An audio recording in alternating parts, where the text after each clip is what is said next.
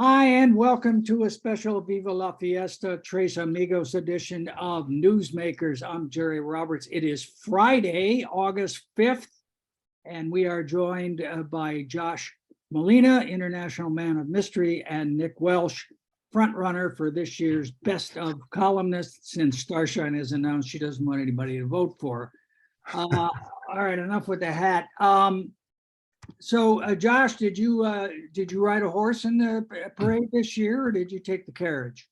No, the highlight of my week, Jerry, was I went downtown with my daughter and we bought some cascarones from the longest vendor on State Street. And we ran into John Palmentary, and he was kind enough to let Megan crack an egg on his head.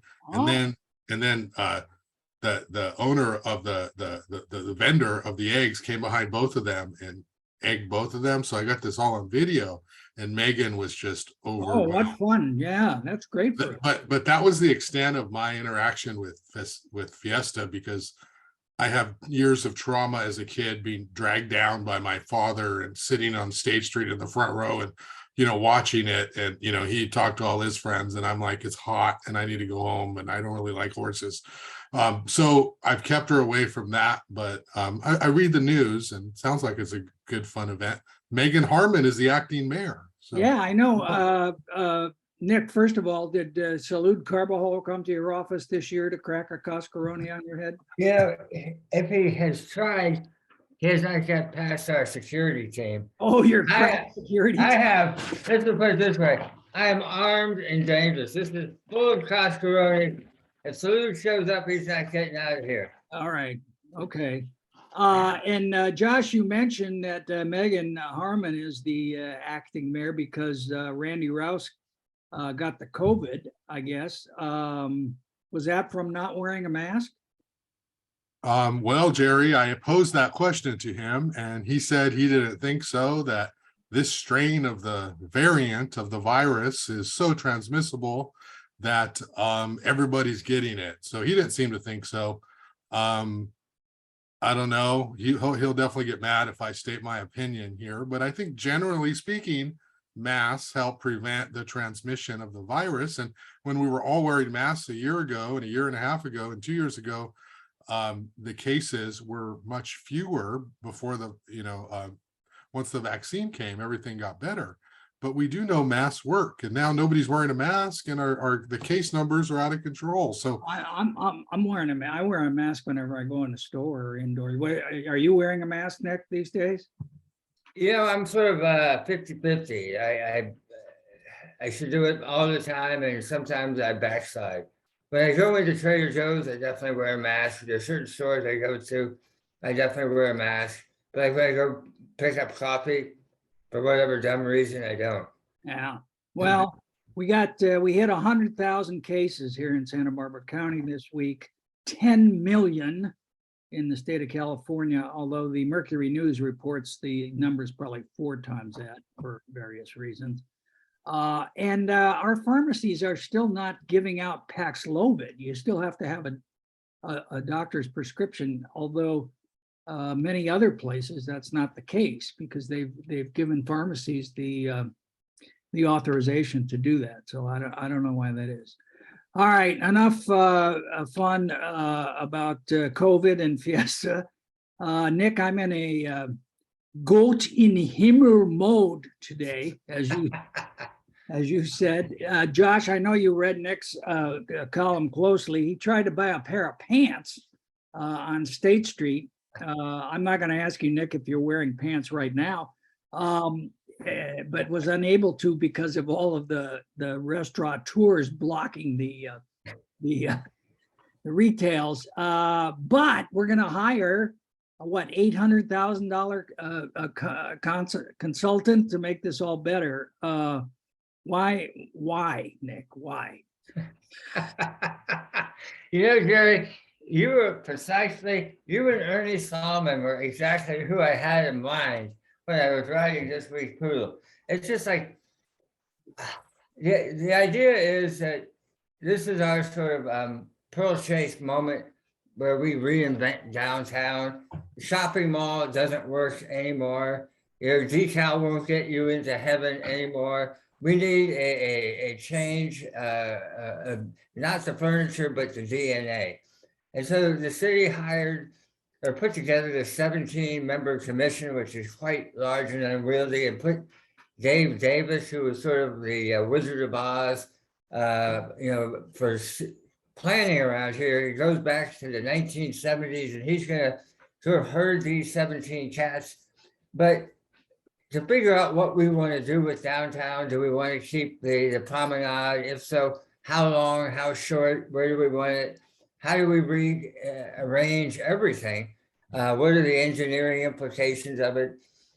So it requires, more expertise than the city staff has at its fingertips to sort of crank this stuff out.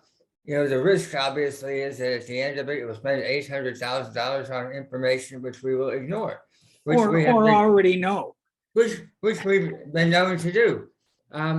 But I think, this isn't like, how do we clean up State Street and get the chalk off? And, do we move the parchments back and forth? This is a much more long-term undertaking, and really a lot of the money, if I got it right, they do have a term which is sort of irritating that gets used a lot.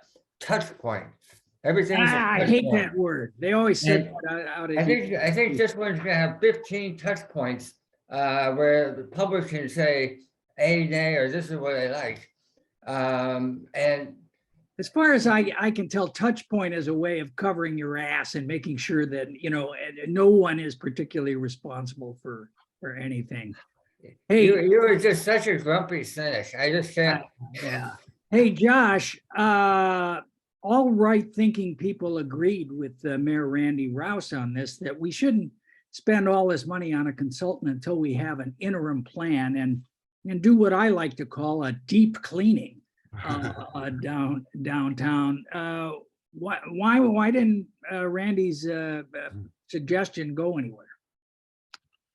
So he has some reservations about spending that much money to do something that is going to take a super long time, and he questions whether anyone's going to be able to have the answers. And let's just do something now. Let's just figure out what we can do in the interim. He wants the staff to take the lead. He's trying. He is an economic conservative, so this is really close to home for him. He says that the outdoor dining has basically rats in it, and it needs to be cleaned. He's worried about when it rains and these outdoor dining areas are going to block the storm drains and we're going to have flooding. And so he is saying, hey, the pandemic is over. Let's do something. And I have COVID. He's saying we're pretty much back to the way we were. Okay. Why do we need the outdoor dining?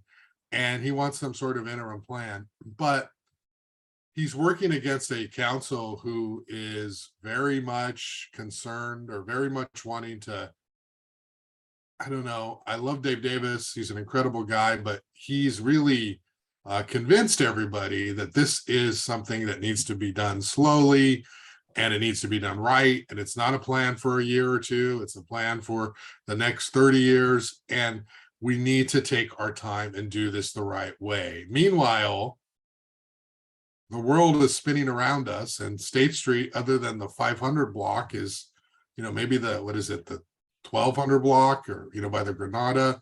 There aren't a lot of blocks there. There's not a lot of continuity. It's like a lot of people are kind of dead.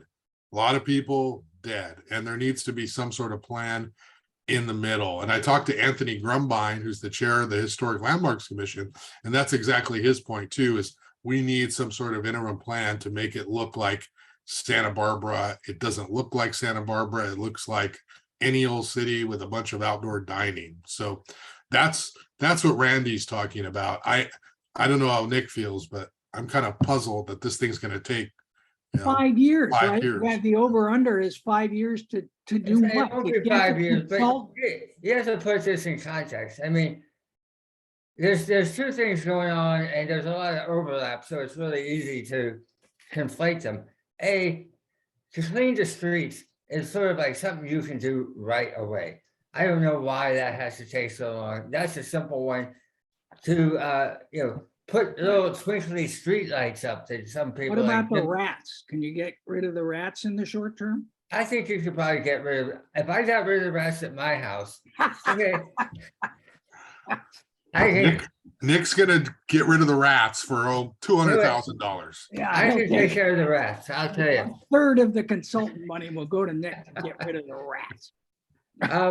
So there are certain cosmetic, I mean, it does look a little funky and rowdy, and after, a lot of this stuff was sort of, interim improvisational hodgepodge, and so after 2 years, interim improvisational hodgepodge looks a little frayed at the edges. I get it, he's not wrong, but what they're talking about is more kind of like what happened to Santa Barbara post-earthquake 1925, post the building of the Coomber shopping mall in the 1970s.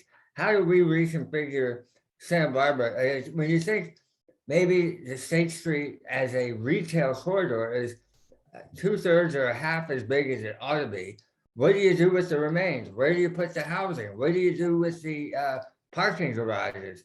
How do people move back and forth? Are there bikes on the street? How do you handle that? And this being Santa Barbara, everybody has to be invited to the conversation 14 times so they can show up at the 15th and say, why didn't anybody invite me? And that is kind of more of a long-term question. Well, and the other thing is, if people don't go along with it and spend the money, Dave's going to take his football and go home, right? I mean, that's what everybody's great fear is. And then where are we? I hadn't heard that one, but yeah. Well, I will say too, the other part that was notable about Randy Rouse was he really took the restaurant owners to task at that meeting. Yeah. I mean, he basically said, hey, all I hear from you is negativity. Here's what we need to do for you. We're a city. We all need to make State Street vibrant. And it was very notable. You don't really see that. And I guess it's what I appreciate about Randy as a journalist, in that he does lead. Kathy Maria would have never said anything that specific about anything or anybody. Randy was very direct, and take it or leave it, he had a leadership position. well, and aren't retail businesses unhappy about the status quo? I mean, it's good for certain restaurants, I guess, but it's not so good for, poor Nick couldn't find a pair of pants. Yeah, I had to go to Catholic Charities to find a pair of pants on Haley Street. On Haley Street, all the way. All right. Didn't you go to H&M? Don't they have pants there? Oh my God, have you tried putting those on?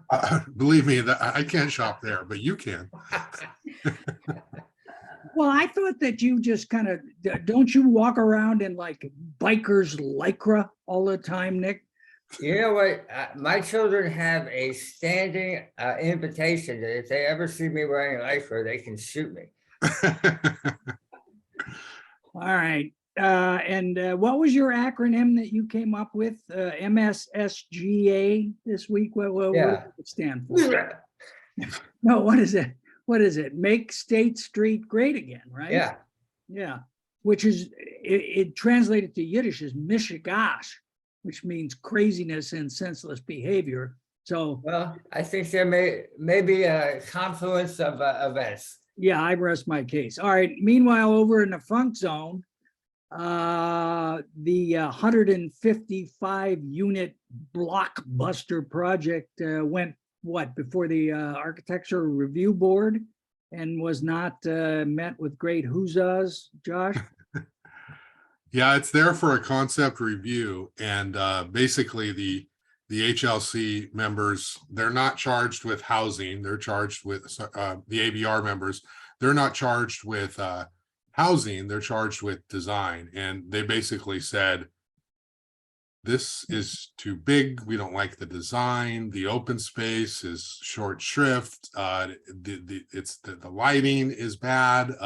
It doesn't look like Santa Barbara, and it will change everything about the funk zone. Meanwhile, there are tenants who are widely opposed to this development, tenants that will be displaced. The owner of the shopkeepers spoke at the meeting and was very concerned about how this is going to kill what's left of the funk zone. So they got a lot of negative feedback on the design, and it's a concept review. It's early, so they're obviously going to get smaller. But the challenge here is, and I think Nick pointed this out the last time when we were talking about it before the meeting, is that these developers keep pushing housing, housing, housing. And this is a way for people living near the ocean to be able to have access to housing via apartments. Yes, they will be expensive, but these areas should not just be hotels and for the super wealthy. And so this is something, and they're pushing that. And that is a, shall we say, a touch point, Jerry, in the conversation about housing, where the council's trying to find housing, and it's hard to make a good case against high density projects in this kind of area. So it's going to be a tug of war. Hey, Nick, is the developer kind of using these state mandates and our, ever skyrocketing housing element need to try to push this through? The short answer is I don't know for sure. In the previous incarnation of this project, he absolutely was. And at that point, the state mandates were not nearly as aggressive or as forceful. And Neil DePaula, certainly understands those mandates. I believe he's lobbied Sacramento in favor of these.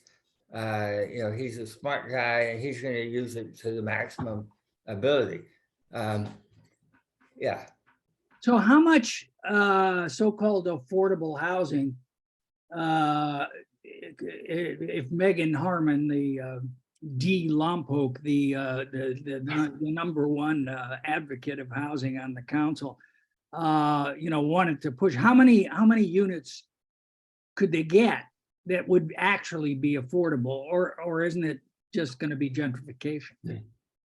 Well, it's 15% of the 155 is or whatever the total number is of inclusionary housing would be actually affordable. The others would be market rate. I don't know if they have proposed above that. Maybe Nick remembers. Sometimes these developers will propose, hey, we'll even go a little bit more than the minimum. 23 units. 23 units. So that's what it would be. And if you're on the council, you can hear some of them saying, well, it's 23 units we don't have, so we might as well take it. But I mean, it's a monstrous building. It's a huge building. So it's just out of, I mean, the line that sits with me is Funkzilla. Everything's Zilla now. Everything is Zilla, which I think is wonderful. That's a wonderful touch point in our culture. All right, so what happens next to this thing? Well, they're asking for a development agreement and this ability to work with the city. I mean, the city gave Ed St. George's Milpas Street project a development agreement, which is still like a masterful move that Ed was somehow able to pull off with these people. Why? Because that gets you out of all of the well, it guarantees you approval as long as you work with the city and do your best to incorporate what they want in the project. So you're guaranteed negotiations as opposed to it making it really far and the council voting it down, like Mark Lee did with the Veronica Meadows project a long time ago, spending hundreds of thousands, probably $1 million, and then getting to this point and is like, no, and then he's got to take it to the ballot and they say no, and then he's just got to sell the project. Ed's got a project there. This is what this developer is trying to do now. It's what the developer with the Sears property is trying to do. So what's next? It's going to come back for another incarnation design. Eventually it needs to go to the planning commission, then it needs to go to the city council for approval of that development agreement. And what does Mayor Lodge think about this? Do we know yet? I follow her. I've decided not to try to summarize or put words in Mayor Lodge's mouth, so I'll let Nick take this one. I have not asked her. All right, well, I agree with her, whatever it is. All right, and then Nick, you and Josh were in bitter conflict with your stories over the new the Modoc bike trail extension. You've thrown your lot clearly, Nick, in with the bikers and the other lycra clad people out there. I didn't notice that. What? I didn't notice. I threw my lot in there. What? No, I'm just teasing. What? So what do they do? What do they try? What do they want to do out there? The county? Yeah, the county and the city are trying to extend this really, great bike lane down Modoc Road all the way down to where the bike path out to UCSB starts. And the bike lane, it's sort of like where the La Cumbre underpass comes by. And from there down almost to Hollister.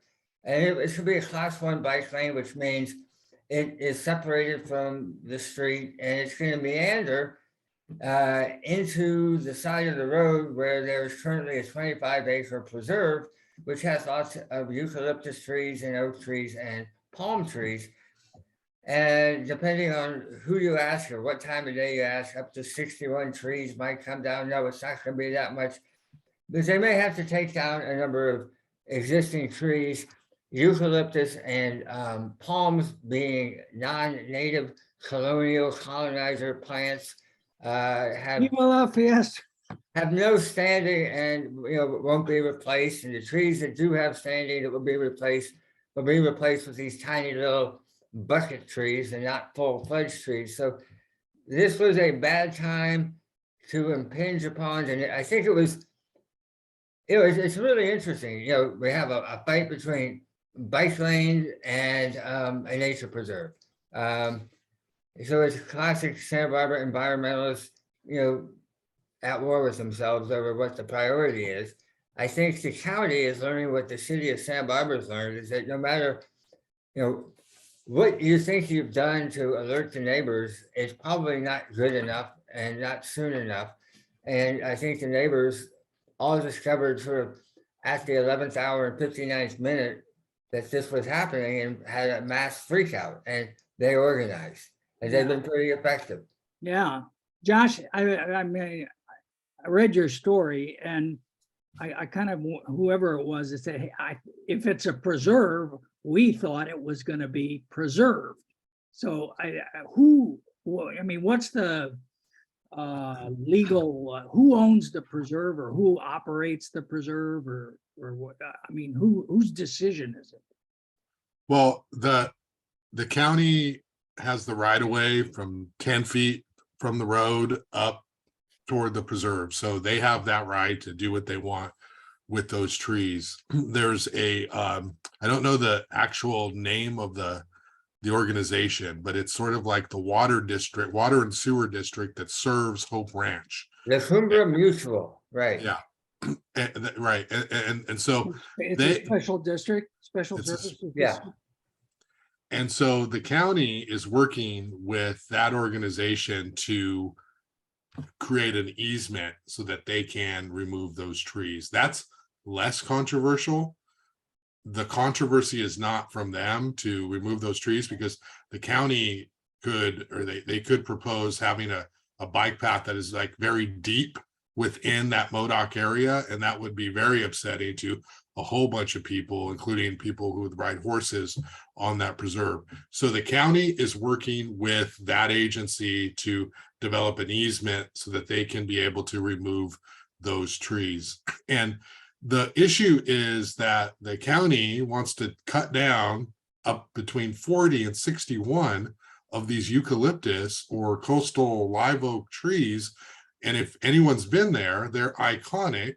Like, they are Modoc Road, and they provide tremendous amount of shade for the residents. And a lot of the people who buy there are, they're longtime Santa Barbarans, they're new families, and they bought there because they had this canopy of trees and they have kids and they would love a bike path, but they're just saying, how can you do this? Because if you think about it, if you took down all those trees, the amount of sun that is totally affecting their yards and their, going through their windows, that's a significant thing. So they're upset about that. They're also saying they weren't noticed and therefore how can this happen? And I enjoyed writing about it. I don't get to write about the county very often, but I was able to do one of my heavy-handed, as you taught me, Jerry, heavy breathing leads, and they got all worked up about that. But that's why we're here. Who got worked? The county got worked up about it? Yeah, well, yes. I mean, neighbors. and the bike people think that, oh, where's our perspective? It's like these residents gathered a petition, 1,600.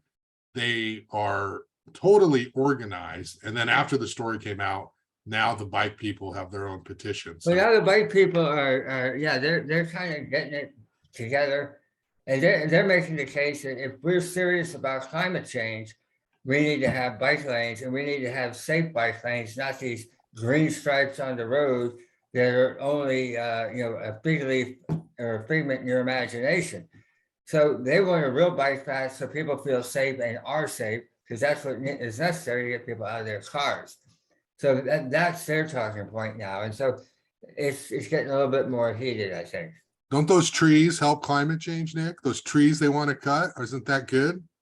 They're colonial appropriators of the ecosystem. You know, tell that to the woodpecker and the hawks and the birds that live in those trees. I don't think they care whether they're native. Did you read Josh's interview with the woodpeckers? It was a very interesting sidebar he had to that.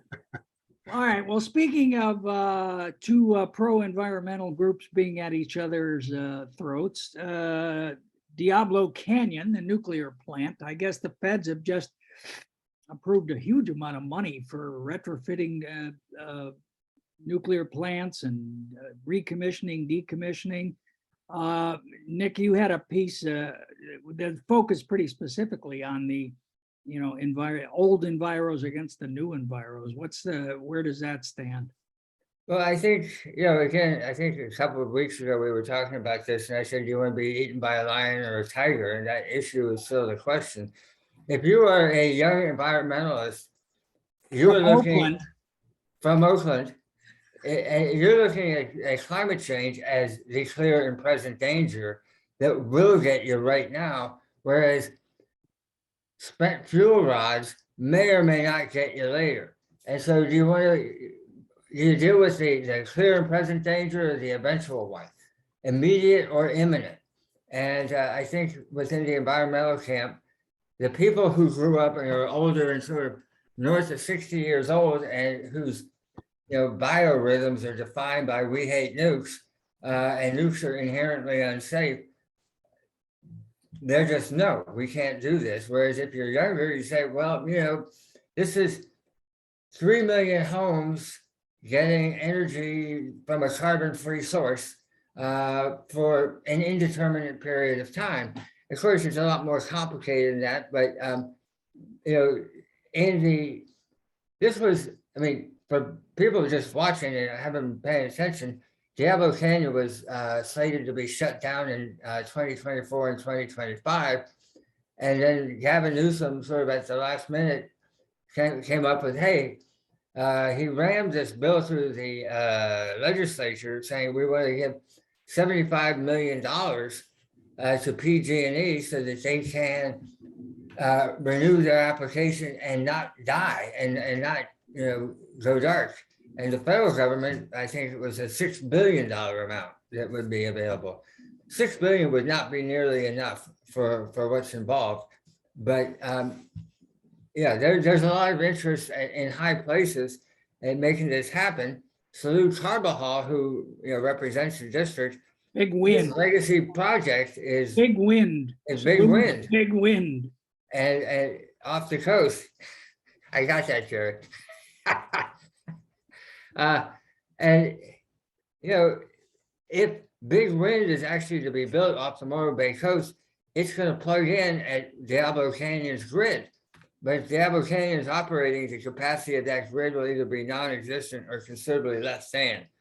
And it may not be as inviting. Yeah, I mean, the other thing that strikes me is the view that this is good for the climate is sort of inversely proportional to how close you are to living next to Diablo Canyon. I mean, the people who are there don't Right. want this to be re-upped. Hey, Josh, your business column today was quite interesting, not least because Fresco's one of my wife's favorite restaurants, but it's moving downtown because they had to pay $21,000 a month at Yeah. 5 points for that little space. That's Yeah. extraordinary. I mean, really? So I had a interview with the owner, and typically when I do these things, I spend about 15 minutes talking to them. You know, you do your reporter's thing, get your photo, write your story. But Mark Brouillard is the owner, and wow, he downloaded on me the whole story. So I tried to reflect that in my writing. Normally, you're supposed to pay about 7% of your gross, according to him, if you have a restaurant, and it crept up over the years, and eventually it got to $21,000, which was basically like ridiculous. Like he can't pay that, and he had already been behind in rents during the pandemic, and he said that the Florida owners of the commercial real estate there. That's one. So the 5 points is owned by somebody in Florida. Yeah. And La Salsa left, and they had said that their rent went up to 16,000, or Mark had said the rent went up to $16,000 for that very small space. And he said there's other places there that are going to be leaving soon. And the problem is that in the Fresco case, he had to pay back, he said, all of that back rent from the pandemic. And they said, well, if you don't, then you're out. And they worked out this deal, and it went to court, and it just kind of said, okay, fine, we'll leave August 31st. We're out. He paid him a whole bunch of money, and he was broke. And that's what it says in the story. You know, he's just like, I lost everything. He hooked up with Jason Yeager, who renovated the El Centro building, which is next to the Lobero Theater. And I didn't ask exactly, but he said half of $21,000 is his new rent. He will replace SevTap. And he's hoping that the Fresco following will go from 5 points to downtown. Fresco is one of those iconic restaurants that, I mean, almost everybody has been to. It's really good food. It's healthy, and it's a destination spot. And so people are really talking about the fact that they're going to move. It's a different feel, because you're going to have to park at the parking lot and kind of find it, but he's saying, hey, it doesn't matter if things are different, because I'm paying half of my amount. I mean, there aren't that many local businesses left there. It's all chains. Petco's there, and Starbucks is there, and Ross Dress for Less and Big Five. There, Sleep Number Bed, and They're gone now. They left. They're gone. They were gone one day to the next. They were there, and the next day, overnight, they took everything out, and now they're gone. So that happened to the barber shop too. I was going to that barber there, and all of a sudden they were gone. Yeah. But anyway, he painted a picture of the problem is commercial real estate property owners, that they want more, and they'll drive you out because they can get one of these corporations or turn it into housing. That was sort of the premise of what he was saying.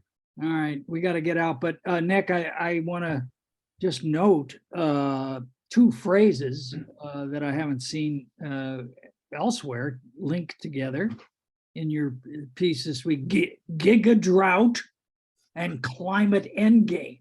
I hope we can make those common cultural touch points as well. What's a giga-drought? I can't remember where I read that one, but yeah, it was. We've been talking about mega drought. What am I hearing? That the last 22 years are the driest 22 years in the last 1200. So if you look at Hang on. Salt Lake is like what, down to a third of what it normally is. We're dealing with a serious drought in the West Coast. The Bureau of Reclamation just said we've got to cut back by 20 to 40 million acre feet a year what we take out of the Colorado River in the state of California. So we're looking at some serious problems there. then this idea of, climate, that phrase is basically human extinction, that we are going to climate change ourselves out of existence and if we keep going the way we are. Well, I think that's a beautiful place to leave it for today. We'll end our show with human extinction. Speaking of human extinction, thank you so much, Josh Molina and Nick Welsh, for being with us. Viva la Fiesta. We'll see you next time. Viva la Fiesta. There we go.